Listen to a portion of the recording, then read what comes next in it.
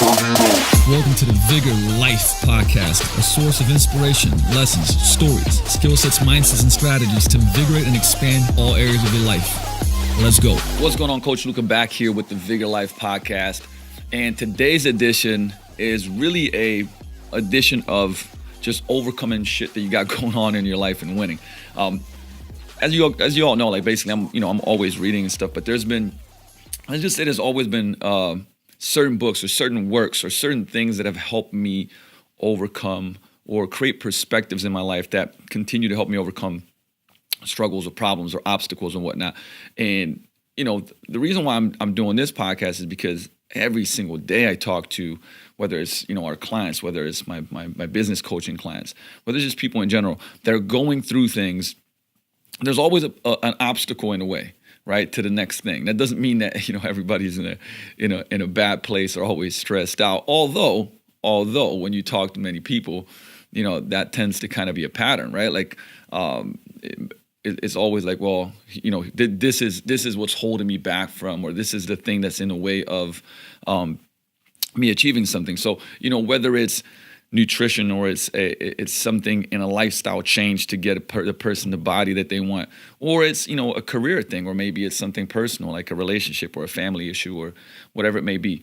The reality is that we all are kind of like our worst enemies when it comes to overcoming things, right? Because of the stories that we have in our head. And today I'm going to talk about some, I would say, big ideas and skill sets and perspectives on overcoming that. And essentially, how do you turn obstacles into triumph and defeat into success? There's many different ways to do that. And any single one of these could be something that you use to shift where you're at, right? So we're going to go over quite a few things as I go through the notes of, the things that have helped me a ton in the past, I don't know, even I'd say decade. I got notes from back in the day, and it's all from all types of different books, from The Obstacle's Way to, Feel the Fear and Do It Anyway, to, The Subtle Art of Not Giving a Fuck, to Tony Robbins' Waking the Giant Within, to you name it. But the point of it is that as I go through these, I would say kind of like big ideas or principles in some ways, that you take action on them. If I'm asking the questions and we're doing a drill or something like that, that you actually apply this to yourself, today, or when you listen to the podcast, like, press pause, actually do the drill. I don't care if you're, a third through the podcast and you have an aha moment, you do the drill and then take action on it. Great. You didn't listen to the podcast today, and that's fine.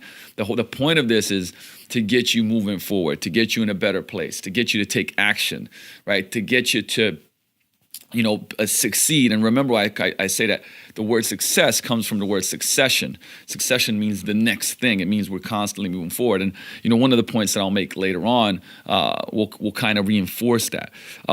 So part of the thing that I want to touch on is kind of like these three different points, right? I want you to kind of change the way how you perceive your difficulties. I think that's step number one, because the way that we perceive our difficulties can sometimes be the prison in itself that doesn't allow us to move forward. Then number two is like changing how you act in the face of them, right? So when you do realize and have a different perspective on your difficulty, like you have to take action to get out of that, or to solve that problem, or to move forward, right? And also how to learn and to grow and defeat, because the reality is that we're gonna lose, right? We're gonna fail. It's inevitable. So how do we move from that is massively important, and just to understand that to accept. And when I say accept, that's not a bad thing. But sometimes you have to accept reality, and the reality sucks. But you can still do something about it. So when I say that, I don't mean it's like, oh, it's a giving up thing, right? So let's start with the whole idea of perception, and how perception is like, there's a discipline to changing your perception, right? The way that you see the world has been imprinted by all types of different stuff, by your environment, by your parents, by the school you came up to, in the books that you read, social media, all these different things. But you have to understand that perception is so. Let's maybe this has actually happened, right? But let's imagine you lost money in the stock market. You lose your house, like something. You get kicked out of school. I don't know. There's a lot of different things. Like for me, I've been let go by teams. Failed in school like crazy. Been in crime, got caught. All these different things. But looking at that and saying, like, is it a bad thing? Right. And of course, automatically somebody's like, man, I lost tons of money in the stock market, or we got evicted from our house or whatever. Right. Like automatically your perception is, well, that's a bad thing. And you might ask yourself, how is this not a bad thing? Right. Or better, how is this good? But see, you have to think about that at that point in time. That may not be a great thing that's happened, but your perception has to shift. Like, J.D. Rockefeller, one of the richest men in history, the Titan, right? And when he was offered his first $500,000 investment to find a profitable oil field, after he didn't find any, he just returned the money. Now, you might be saying, well, how does this connect to anything? But look, he saw a situation and said, this is not the best time. Yeah, I could put it anywhere and blow it and whatever, but this opportunity is going to come back again. I'm actually going to hold off because I know something else is coming up and I don't want to blow this $500,000. But same thing, maybe like what happened to where you got, evicted or lost that money is going to teach you a lesson that later on is going to make you more, is going to put you in a better position. Right now, that's a perspective, right? That's perception. And of course, it's super challenging to go against that I would say that ego or the feeling that you're in.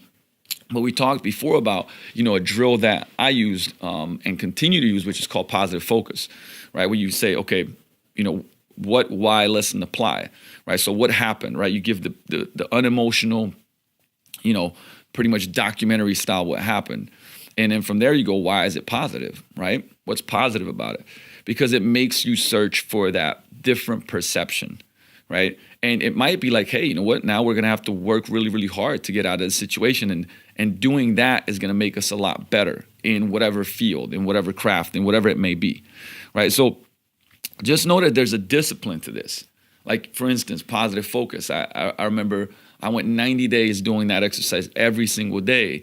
And what started happening is that I started, having different perceptions of negative events, what most people would call negative events, right? And it may be things like, oh, I just lost a number of clients, right? And I would have to find a way of like, how is that positive? And I would find essentially like different perspectives to it, to where, this is a gift in showing me how I can improve my service on, where did I drop the ball, but now I can make that better, right? And I think that's like so crucial when it comes. It's almost like the first step, but it's crucial to when it comes in overcoming any type of obstacles in your life. The other part is, and this is closely connected, is like recognizing your power. And one of my favorite stories, if you guys have never watched the movie, you got to watch it, with Denzel Washington. But Reuben Hurricane Carter, right, top boxing contender in the 60s, he was wrongly accused of homicide and sentenced to a lifetime in jail, right? But he refused to take his imprisonment as negative. So that was like the big kind of thing in that movie, and so inspirational, right? And even on his first day of incarceration, this is what he paraphrased on one of his guards. Hey, I'm willing to stay here until I get out, but I will not, under any circumstances, be treated like a prisoner, because I'm not. I never will be powerless, right?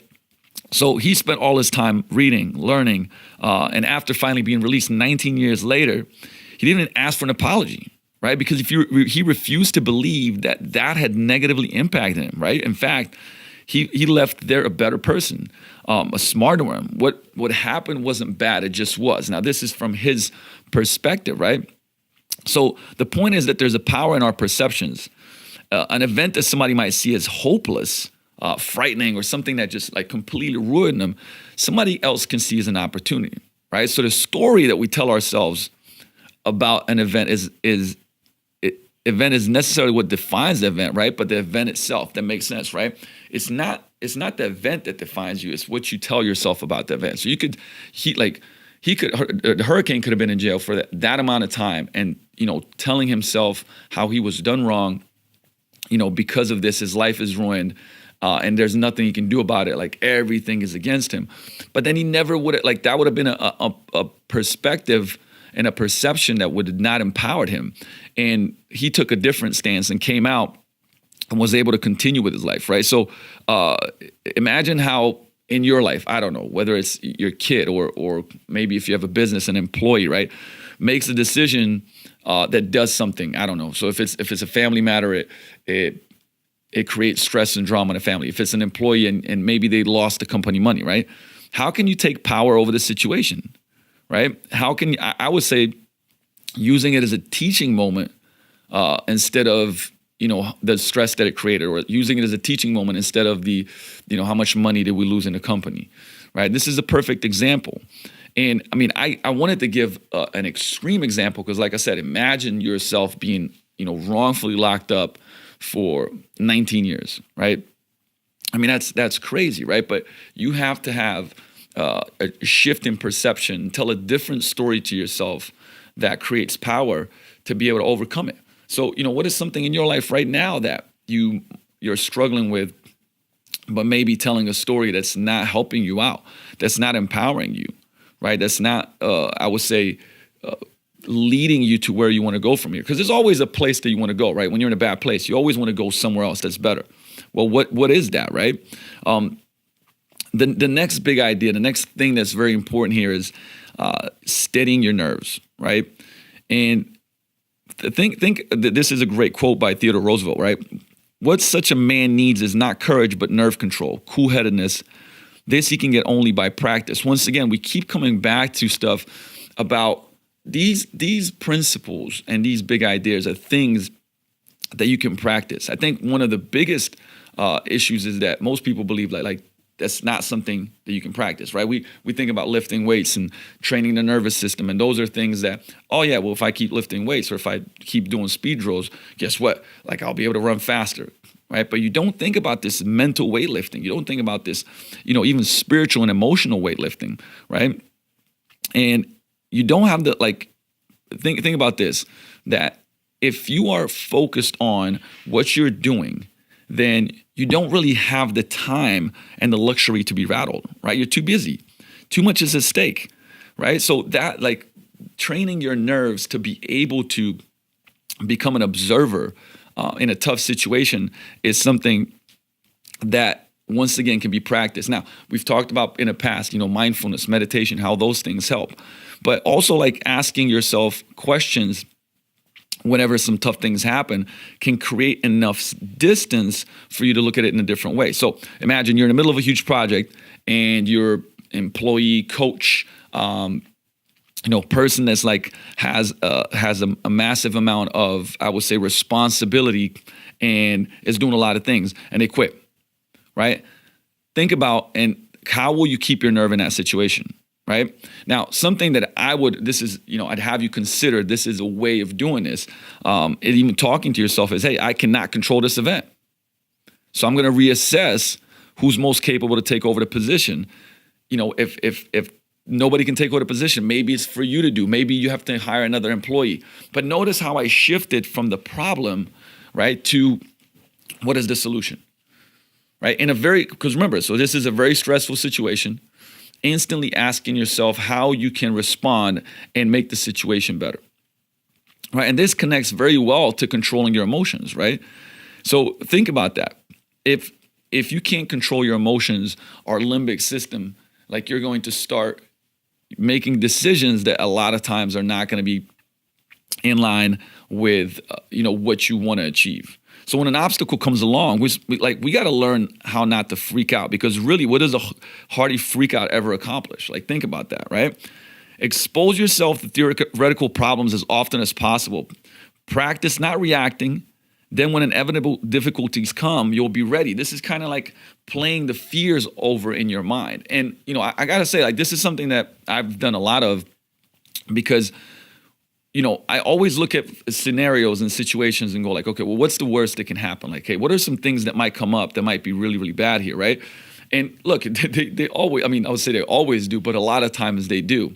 So if you play them in your mind, like literally, it's imagine mapping out the obstacles that may come up. We do this with nutrition coaching, right? Like we find a solution for what's going on, and then say, okay, cool. Well, what are some obstacles that are going to come up, right? And it's like, hey, what's one of the 2 or 3 things that for sure could happen, that are realistically could happen, right? And once we find out what those are, we go like, all right, if that happens, then what are we going to do then? So this is the same scenario, right? And where you go like, if this tough situation happens, what would you do, right? Know that these are not just ways of preparing for something, maybe negative that's going to happen in the future. This is actually you practicing controlling your emotions, being able to solve these problems, right? Now, obviously, once again, like this is work, this is practice, just like anything else. But my question to you is, how often are you doing that? Because, we talk about deliberate practice, and it sometimes seems so kind of, I would say, innocuous to that you would do something like, dribble a basketball, lift weights, or, do the coaching drills, or, practice how to coach, internal, external cues, all these different things. But you never think about like practicing how you're going to respond in tough situations and emotional situations, right? You have to practice that too. And with that, you have to practice objectivity. Now, this is one of the biggest things, right? Because once again, as soon as we get into our emotions, we become very subjective, right? So our animal brains try to squeeze the distance between perception and action, right? I'll give you an example, right? When a deer sees headlights, because everybody knows the deer and headlights kind of analogy, when a deer sees headlight, it feels fear, so it runs. But what does it do most of the time, or many times, right? So it runs right into traffic, right? So Epictetus said, don't let the force of an impression when it first hits you knock you off your feet. Just say to it, hold on a moment. Let me see who you are and what you represent. Let me put you to the test, right?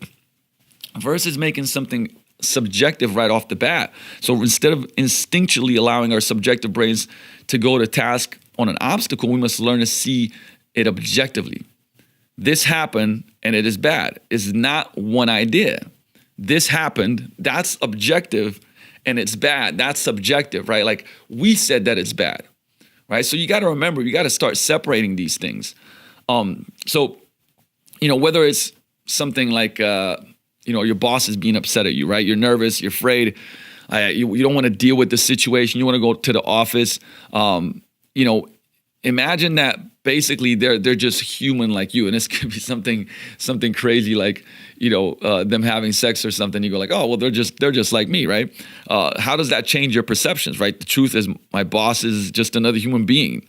They go home the same that I do. They have a family just like I do, and so on and so forth, right?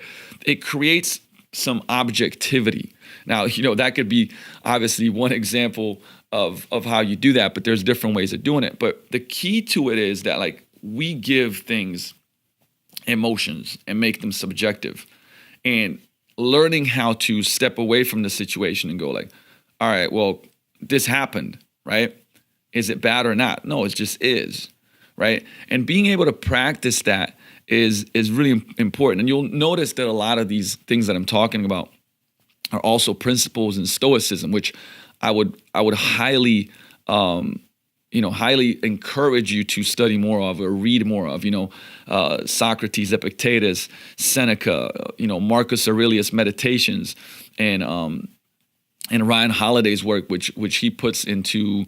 I would say in the modern, all of his books, from The Obstacles the Way to Ego is the Enemy to 365, days of Stoicism, right? So just understanding that is going to shift a lot of stuff for you. From there, we go to altering your perspective. So this is another quote that I love, and it's like a book that probably could shift how you view perspective more than anything, by Viktor Frankl, Man's Search for Meaning. But man does not simply exist, but always decides what his existence will be, right? Well, he will become in the next moment. By the same token, every human being has the freedom to change that at any instant. So you have basically the freedom to decide why you exist, right? So altering our perspective means altering, one, our context, So a sense of the larger picture, not just what immediately is in front of us. And framing, a unique way of looking at the world. And we talked about how you can frame things in a different way, right? So for instance, imagine you just missed a big sale or didn't get that big deal that you wanted. How can you alter your perception to see this differently than what is obvious, right? And maybe it might be something I don't have time to spend on the project. I'll have more time for bigger and better opportunities that is surely on the way, right? It's just, you're reframing it, okay? You're reframing it, and that changes things for you. So remember, once again, these are all things that you're gonna have to practice. But what scenario are you in right now where you could alter your perspective that leads you into a different direction that creates power for you, right? And remember, next big thing, it's up to you. So if you guys, obviously baseball, Tommy John surgery. You guys remember that why the Tommy John surgery was called Tommy John, because of Tommy John. So after debilitating injury, he was a professional baseball player, and he asked one question to his doctor: Is there something I can do to make this better? And it was basically 1 in 100 chance, and basically that's how Tommy John surgery came up, because he actually came back and played 67 more games, and he was arguably better and stronger after the surgery than when he was than before that, right? So think about that. And this brings me to, like, I have a tattoo on my left arm, and it's the Serenity Prayer. And really, it's more, I chose that more so because of what it means and what I'm mentioning here. That it is up to you how you look at things. So the Serenity Prayer says, God grant me the serenity to accept the things I cannot change, the courage to change the things that I can, and the wisdom to know the difference, right? So we can only control what we can control. And just like Tommy John, right? What could he control? Where his shoulder was busted, he could control, like, hey, I have a choice to make here. Like, I'm going to go for this surgery, right? That's what I can control. And he went for it, and he had success from it, right? And what we can control, we must control. Think about that. But here's a great application to life, right? Because this is, how do you exercise this muscle? Right, this is a great drill because you might be dealing with something right now and be pissed off at it, and this is a perfect example of how you deal with it, right? What are the things that only you can control out of the ones that I'm gonna name? The weather, my judgments, my attitude, my perspective, circumstance, economy, my determination, other people's emotions, other people's judgment, my decisions, trends, disasters, problems, how I perceive problems, right? Notice that a lot of these external forces just cannot be controlled. There's nothing you can do about them. But things like your judgments, your attitude, your perspective, your determination, right? Your decisions, how you perceive problems, that's all on you, right? It's up to you. But things like the weather, economy, circumstance, other people's emotions, other people's judgments, trends, disasters, problems, that's out of your control. You can't do anything about it. So remember, right? We can control only what we can control. But what we can control, we must control. So that's powerful. The next thing is that something that we've talked about so many times before is, living in the present moment, right? And a perfect example is, I started, the vigor, I would say the vigor around gym. I would say not the business, but the gym, literally in the worst economy ever. We started our vigor gym in Slovenia in I would say, bad market for fitness, actually one that didn't even exist. Half of the current Fortune 500 companies began during a bad economy, right? How is this possible? Well, the same as it was for them as it for me, that the founders were too busy working, too busy building, too busy with the next one thing, that to care about the bad economy, right? Something that was out of our influence. So the trick to forgetting the big picture is to look at everything up close.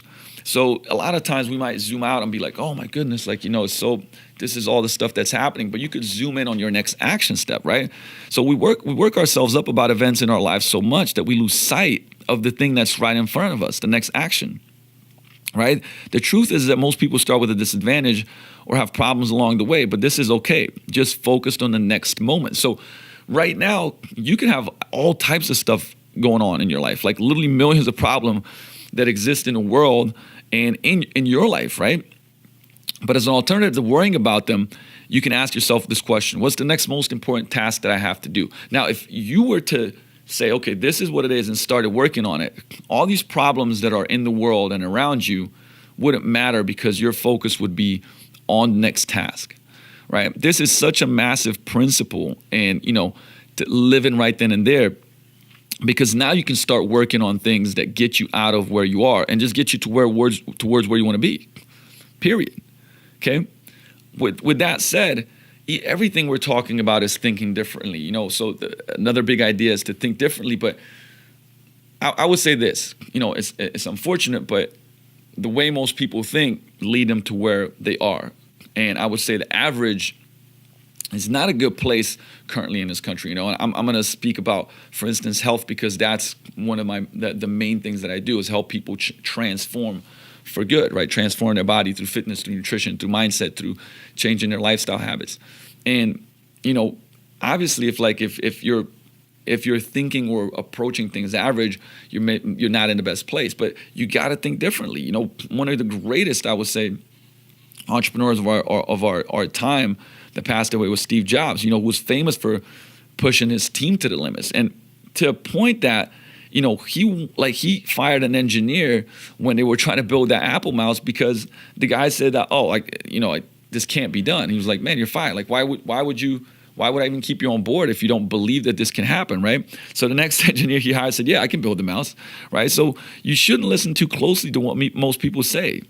Because if you do, you might find yourselves erring on the side of accomplishing nothing. So instead, be open, think big, do what others say is impossible. Like you have to think differently. There's no other way to achieve kind of the things that you haven't achieved other than to think differently, right? So here's an example. Imagine that, somebody you work with, your boss, your partner, whatever, gives you an impossible deadline. Instead of complaining or feeling for yourself, how can you think about the situation differently? Right? So an example would be telling yourself, hey, I'll use this as a challenge to push myself further than I thought possible. That way, the next time I'm ready for this, so I can improve or I can whatever, right? Notice how these are all perceptions that will take us to the next step. Now, the next big idea is finding opportunities. So when we have problems, when we have things that are going on, think about how struggles and challenges are opportunities. I'll give you a perfect example of, how things right now, even in my business that have happened, are big challenges. And essentially what they're helping us also do is find opportunities. I would say in the last 2 to 3 months, we've created new systems, put new people on a team that are making everything better.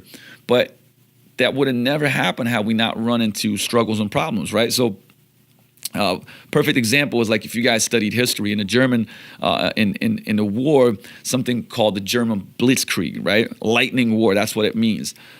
Where a force would basically just run through the front so quickly with just overwhelming devastation that would leave the Allies powerless, right? It was completely new. Nobody approached war and battle from this perspective, or should I say with this approach. But at the renowned Battle of the Bulge, Eisenhower famously turned the tides by letting the Germans through, right? Instead of going the same approach that they used to, meeting them head on, they let them through and then attacked them from behind, right? They found an opportunity. Now, once again, they were crushing everybody with this, but there was an opportunity in this challenge and this obstacle. So it might be hey, look, who's your biggest competitor at work or in your marketplace, right? How are they actually making you stronger? How are they making you push yourself right now to do something better or get an advantage, right? Or maybe they're the reason that you're successful. Think about that. That's a very, very big idea. Do you the person that you think or are saying that is your obstacle or the reason that you're not getting ahead, may be the reason that you're so good that you or that you figured some shit out or got better, right? That's your competition keeps you alert. They raise the stakes. They harden you against adversity, right? I mean, you have to look at it in a different way and understand that there's an opportunity in the things that right now you're complaining about There's probably an opportunity hiding there, but you just have to look at it that way, right? Now, from here is like all these things are perspectives, but the one biggest idea from here is definitely like taking action on it, right? Think about this, like, what's the worst setback that you've had to overcome? What did you do to win against all odds, right? And the thing is, this is how you should approach all obstacles, by acting.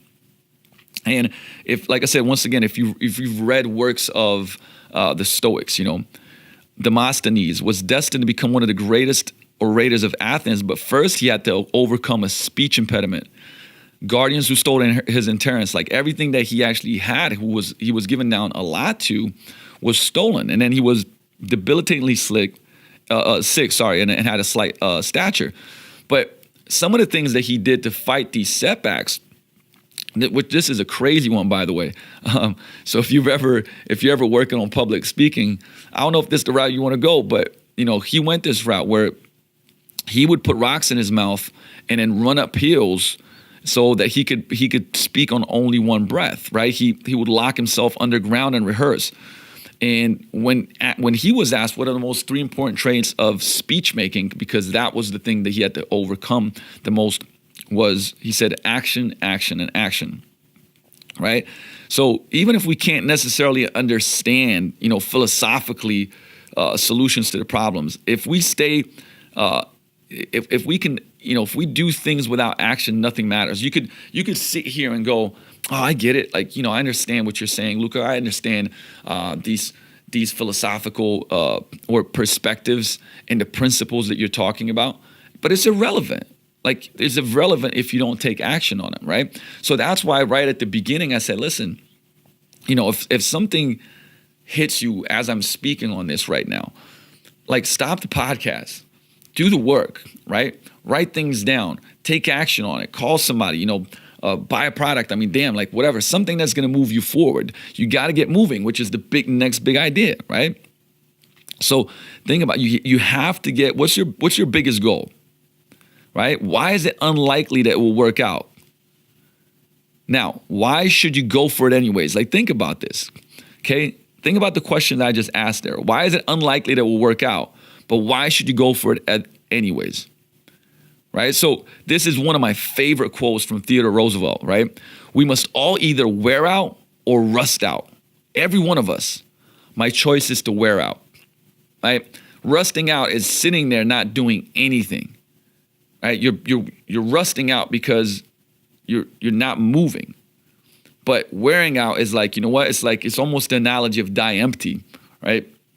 Where I can't remember who said this, but the most valuable real estate, on the planet is the graveyard, because it's full of I would say ideas and success and things not put into action, these beautiful dreams and accomplishments that people never put out of them. And so they're in the grave with them. And that's why it's the most valuable. This is essentially another way of saying that, like, die empty, like, hey, go to the grave, putting everything out there. And with that said, like, you got to get moving, right? And so even when, and this is why I love that question, right? So if you say, what's your biggest goal and why is it unlikely to achieve that? But why should you go for it anyway? I know for certain I have a couple of big dreams, like one of it being, Vigorville and building this whole city, like this utopia here in Renton. Is it unlikely? Absolutely. I mean, like the size, like if I talked about the size of this, idea, it's massive, but I'm going to do it anyways. I don't care. I'm going to keep pushing for it because it's worthwhile, right? I have many reasons to keep going for it. And, the next idea connected to that is practicing persistence, because that's is exactly what's going to happen when you're going to go for something big, and you're going to reach a lot of different obstacles, like over and over and over again, right? And of course, you guys have heard the story of Thomas Edison, right? He was so determined to find a working filament for the light bulb that he tested at least 6,000 different options, including one made from the beard of one of his assistants. It's pretty dope, right? So Nikola Tesla once said if Edison needed to find a needle in his haystack, he'd proceed to at once examine straw after straw until he found the object of his search, right? That's practicing persistence, right? He meant that negatively, but it's actually a great compliment. So the mantra we need to adopt there is that resistance is futile, right? No matter what the obstacle, we'll overcome it with sheer force of will. And I've talked about this before as far as like, willpower doesn't work. I mean, we here's the thing is willpower works until it doesn't, right? So it's finite. And that's why I talk about like the environments that are so important. So even though I'm talking about this principle here, it's important to understand willpower works until it doesn't. So you find the environments where you become better at this, right? What are the environments that help you practice persistence? I always tell people when we're training inside of Vigor Ground and we're doing our small groups, we're doing our team training, right? That when they're coming here, they're practicing persistence. Like they're putting themselves in an environment where I'm going to challenge them physically, mentally. And so that way they keep becoming better. And we talked about this being practice. So question for you. What's an important project you're currently working on? What's the biggest problems you're facing, right? Why will you not quit until the job is finished? That's the other question that's lining up with you, right? And we've talked about the deep whys before. But, answer that right now, right? You may be working on a project you're struggling with, and what's the biggest problem you're facing? Well, tell me to write it out. Why will you not quit on this, right? Why will you not quit on this? So with that said, one of the next big things is following the process. So if you guys have you read about Nick Saban, he's one of the most successful football coaches of all time. Ironically enough, he doesn't care about championships, right? He tells his players this: don't think about winning the championship. Think about what you need to do in this drill, on this play, in this moment. That's the process. Let's think about what we can do today, the task at hand, right? Because as soon as you think about the championship, it takes you away from what you need to do then and there, right? So the process is about finishing, always and obsessively finishing the next thing that needs to be done. Having goals, following a path, but narrowing your focus to just the next thing. It kind of connects to talking about what's in the moment, right? If you do this, there's never any reason to panic, right? Because the process eliminates the distraction. And you've heard me talk about the process being like almost, everything when it comes to work and stuff, right? But give you an example, all right? Let's say you got a friend they've never ran before, but just signed up for a marathon. We have it happen all the time here where somebody goes like, hey, Luka, I just signed up for a marathon, but I've never ran, right? So which of the following reactions then is an example of focusing on the process? 1, hey, that's really far. 2, but don't you have to go to a wedding the weekend after? 3, so you're going to have to prepare for 6 months? Oh my gosh, shit. Or D, that's great. When's your first training run, right? Only one focuses on the process. But think about an application in your life where something like this happens, where you do something or you take on something and then you think about everything else. Man, that's going to be so much work. Wow, it's going to cost time, money, and energy. Or awesome, okay, what's the next thing in front of me? Let me work on that. Because as you're working on that, all the other stuff disappears, right? So following the process and going by the principle of what Nick Saban said, it's not about the championship. And, ironically, it's like a lot of people win championships because they're so focused on the process, right? The next idea is doing your job and doing it right. So another great story is that before James Garfield was president, he paid his way through school by exchanging janitorial services for tuition. A year later, he was a professor. A few years later, the dean, right? Whatever is rightly done, however humble, is noble. Sir Henry Royce said that. So sometimes you're going to have to do all the dirty work, period. Sometimes the busy work. Sometimes you won't exactly enjoy the next step in the process. But that doesn't matter. A true success, or what the Stoics would say, a true Stoic, owes it to himself and the world to always do their best. So acting like a carpenter who cares about the back of the cabinet. And remember, this is an analogy that I actually shared with one of the team meetings when we had an in-staff. The carpenter, he cares about what the back of the cabinet looks like, right? And what that means is that even though that back of the cabinet will never be seen because it's going to be up against the wall, he doesn't care about that, right? Because he's a true master and he's a true artist. And so they make that look beautiful too. Actually, Steve Jobs was another person who cared about the inside of the computer. Nobody ever opens up the computer. Or should I say you don't care, right, when you open up the computer. But he did because he was a craftsman. He was an artist, right? So always doing your job. So this is probably one of the most powerful things. It's like if you're right now in your career or starting your career or stuck somewhere, going back to that process, right? And remember, this is connected. All of these things are connected, right? And think about what's the most, tedious or annoying job about your task, right? But the thing is, now think about how this is not a burden, but rather an opportunity to practice the right action. It's so easy to get away from that and go like, oh man, I just want to do the things that I love doing. But the reality is that to become a master, to become great, you're going to do some things that you don't love doing, but it's going to make you great at what you do, right? So, big idea. What's right is what works. And so another story that I wanted to share with you is United Fruit, one of the most powerful companies in the world, and a small upstart owned by Samuel Zemre, both wanted the same price piece of land in Guatemala. The problem was that two farmers claimed to own the land.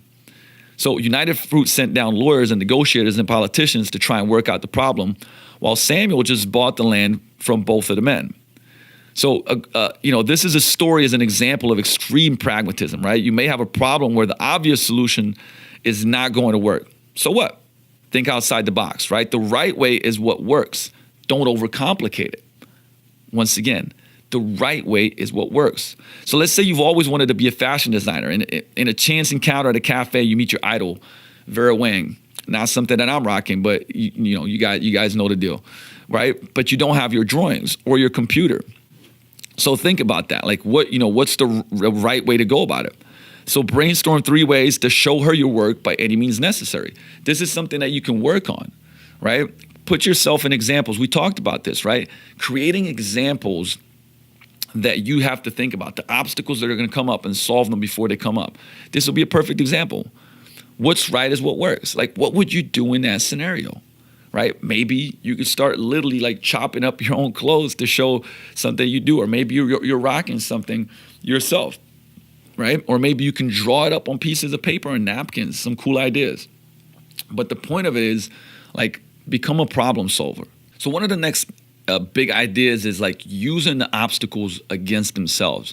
Now you might be asking like, hey, what does that actually even mean, Luka, right? But so let's imagine that you're in a company and you have some, great ideas. Like you're seeing things that are stopping a certain process or a certain department or a certain thing moving forward, and you give these ideas, to your boss or to the manager, whatever it may be, and they just keep getting shut down and keep getting shut down and keep getting shut down. But at the same time, you're like, well, fuck it. Like, I'm just going to go and take this idea and like start my own, whether it's product or process that will solve this problem. So, like now you use the obstacle against itself because you maybe have started a new company that's now competing against it and beating it because you're improving a solution. And like I said, you can make this example smaller or bigger, whatever you want it to be, right? But that's a perfect example where using the obstacle against itself and finding a better solution. Challenging your energy. Like this is something that I would say that this actually fueled a lot of, I would say, my life, to be honest, and possibly still does, right? And the fact is that, like, not only that adversity can harden you, sure, but it can also loosen you up, make you better, right? So you have your own constraints and problems, but you don't have to be suffocated by them, right? You can eat them as fuel, and that's what it did for me. Like it was, I took my frustrations and channeled them into energy and productive intensity, and it started with, basketball. And I talked about this before that, like I wasn't great at basketball. I was short. I wasn't good at it. Nobody picked me, and like that, I channeled that fuel, that energy into like working hard to become better at it, right? So this is a perfect example of literally what happened, I think 6 weeks ago when I did that presentation. I talked about it, right? But let's imagine you're about to give a presentation. The PowerPoint projector stops working. Your computer shuts off.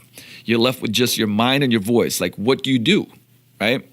And we talked about this before, but action cures fear, right? Eat the problem and use it. And like this is literally exactly what happened. Like nothing was working. and I just went a cappella. And as I started, the thing is, I had like this massive anxiety attack, and I just jumped into the presentation and started with a story, and even I would say acknowledging. I was like, hey, sometimes shit happens, things go wrong, and guess what, guys? Like, this is what's going to happen during your 6-week challenge, right? So I actually used the story as a learning lesson. So what I was going through in the moment, I used it as a learning lesson in the presentation, and that's what kicked it off. And I said, hey, this is a perfect example of seeing how to overcome something that's going to happen to you when you're not prepared for it, or you didn't have your meals, or you had a social thing that came up that threw you off, right? So because of that action, I used it. I channeled that energy, and ended up being a 90-minute presentation that ended up going pretty damn well, considering that none of the things that were supposed to worked. But the thing is, like, think about that. That's really stuff that happens to you daily and weekly in some, I would say, format, whether big or small, right? And with that said, another big idea is seizing the offensive, right? Think about it. Like, when everyone else runs away, you press forward. When everyone else sees a disaster, you see opportunity. When no one else sees a way out, you lead the way. When the rest are defensive, you seize the offensive. So imagine this is an application to life, right? How would that look like? Well, imagine you're working on a new product invention for the past year, right? When right before you go to patent, a challenger, a competitor comes out with a superior product, right? How can you turn this into your advantage, right? Now, here's the thought process behind something like that. Seize the offensive, like, hey, buy their product, deconstruct it, find its weaknesses, then redo yours and make it better, right? What's the other option? Well, it's giving up. Well, it's just coming in second, right? You got to seize the offensive. Notice how, like, all these are opportunities. All these are opportunities. And know that there is, once again, there is, willpower can be trained. Okay, that's important. But you're gonna see me talking about these two different concepts that bang heads a little bit, right? And that's willpower and environment, and how willpower doesn't work.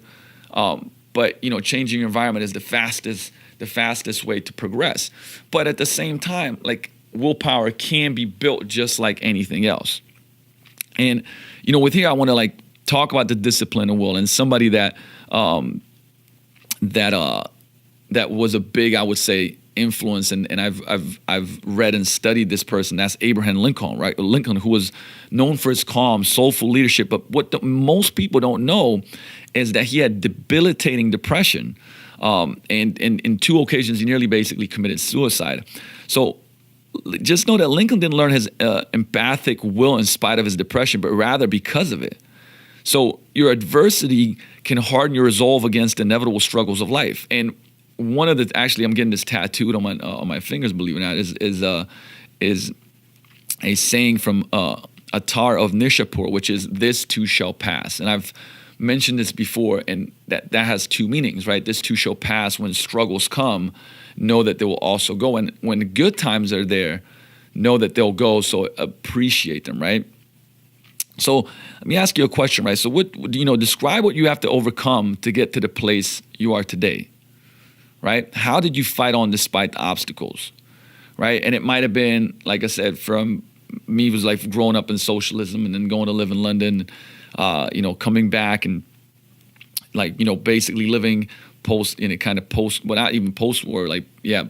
Slovenia, but Balkan War, during the Balkan War in the former Yugoslavia. And, coming up through that, then going through a life of crime, and, right, each one of those, writing out, what were the things, that you had to overcome, but then how did you fight on despite every obstacle that you've had, right? This is important because this is the discipline of will. Okay, so know that, like, just all these great figures, they didn't do things in spite of their obstacles, but rather because of them. And so you see that the obstacles essentially are a gift, right? Theodore Roosevelt was another person. Like, we have a quote, one of my favorite quotes, like, the man in the arena that's inside of the gym. But he was born with extreme asthma, and I love to connect to this story because it connects to obviously fitness. But his asthma was so extreme that every night he felt like a near-death experience. But he didn't accept it, right? One of the things they could have easily done was like, oh man, this is what I got. This is nature, right? Not nurture. This is nature. But he didn't accept it. Instead, he worked out every day for years in order to will his lungs into shape. By the age of 20, he won the battle, right? He said, I'll make my body. So the question is, are you prepared to attack life's challenges with equal gusto? So what, and the question that nobody asks themselves, what if things got worse, right? Every time you overcome, this practice fortifies your will for the future. No obstacles in on the island. Instead, they're links in a chain of never-ending grit. And so you got to build your citadel, right? Build your citadel. So ask yourself this, like, what is something that you're afraid of? Now that you write out those fears, and, like I said, if you got to pause the podcast and do this drill, how can you use this fear to strengthen your resolve? How can you practice overcoming this every single day? All right, this is very, very important, which leads us to a big idea of anticipation, right? Thinking negatively. So I'll give you another story here because I think it's, being able to view through the lens of stories always helps us, see the picture better, right? So the CEO of a company calls a meeting. She opens by telling her employees that the project has failed and so asks, what went wrong? But the project hasn't even launched yet, right? So what's the point of this exercise? The CEO wants to anticipate the problems before they arise. She's accessing the power of negative thinking because automatically, right? If you say negative thinking, automatically people are like, oh man, you're not positive, you're this, that, the other, right? But just know that examining a problem in hindsight is inferior to examining a problem before it ever happens. So this is where negative thinking can actually help you out, right? Think ahead, predict the obstacles and destroy their power. So, think about this, like what's your biggest project right now? What could go wrong? Now, we mentioned this before, right? The obstacles, what could go wrong? Next question is, how can you prevent that from happening? And then what will you do if it happens anyway? Right? Notice how we're getting ready in two ways, right? We're not only are we trying to prevent it from happening, which will give it less of a chance of happening, but then we're also getting ready if it happens anyway, what are we going to do? Right? Because now our brain actually already sees the path. It's not as unpredictable. Seneca said, nothing happens to the wise man against his expectation, nor do all things turn out for him as he wished, but as he reckoned. And above all, he reckoned that something could block his plans. All right, so just know that you have the power to think negatively, but actually solve some of these problems ahead of time. Okay. And we'll start closing it off because, like I said, I noticed that I have a lot more notes than I thought, but hey, isn't that always the case with Luka, damn it? But I'll leave you with the last big idea is that loving everything that happens. And basically the Latin word for that is amor fati, right? And a story that is powerful here is that when Thomas Edison's laboratory burnt down, he told his son, go get your mother and her friends. They'll never see a fire like this again. Now think about that, right? Think about all your work, right? All the stuff that you worked on for I don't know how long, and it's burning, right? All your research, all your studies, all your projects, and that's what you get to say, right? That's truly loving everything that happens, right? Would have changed anything if he had, stood there crying and losing his mind, becoming angry or quitting altogether. And I'm not saying those are not natural emotions because that's what happens, but it wouldn't have changed anything, right? So instead of putting your energies into, or being mad at what happened, instead learn to love your fate, right? Some problem arises, great. Now it's time to learn, right? We can't always control what happens to us, but we can control how we feel about it.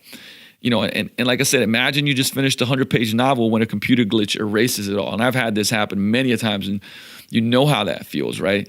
And I look back when I did that one time, I rewrote things better than I did the first time, right? It was an opportunity for me to make it better. So, which is the best example of amor fati, I hate everything and everyone. This always happens to me. Seems like the fates don't want me to be a writer, or I accept this. I'm excited. Now I will write an even better version, which is a perfect example of, what I talked about before. And, let's just finish with the big P, which is perseverance. So perseverance. Persistence is action, but perseverance is endurance, right? We talked about how important action is, but the reality is, when you see success, especially over a long period of time, right? Endurance is the one that really hits the home mark, because you can continue to go and go and go. And if you've been for instance, we've been in business with Victory Round for, counting the Slovenia gym, I think 13 years now, or going on 13 years. And, in the grand scheme of things, that's not, I'm looking at the next 10, even though, 96% of small businesses fail in the first 10 years, right? So you look at that and you go, we've been through all types of ups and downs, and we know more are coming. But the endurance is the part that will get us through it. Just like endurance will get you through whatever you're going through long term, right? And one powerful way of dealing with adversity is to see it in the context of a much longer haul, right? Like a cat, if you continuously fall your feet, you'll just callous the bottoms against future barriers. And that's how I look at it, right? I look at every single challenge calluses me. And not in a negative way, right? They say thick skin, what's the book, thick skin, but soft heart, right? It's pretty much no matter what happens, only we decide whether to lace it up again. And that's what perseverance is, right? Imagine you're in the middle of the desert with no water. Why will you persevere no matter what? Write a letter to someone you care about and write that out, because it's important. It's important for you to know why you're willing to persevere. And that challenges just become, help like calluses so that you can continue to go, right? And with that, I'll leave you, and just say, look, we went through a number of big ideas that connect to how to overcome obstacles and struggle, how to persevere, how to win, how to accept shitty things, but then still move forward and have success.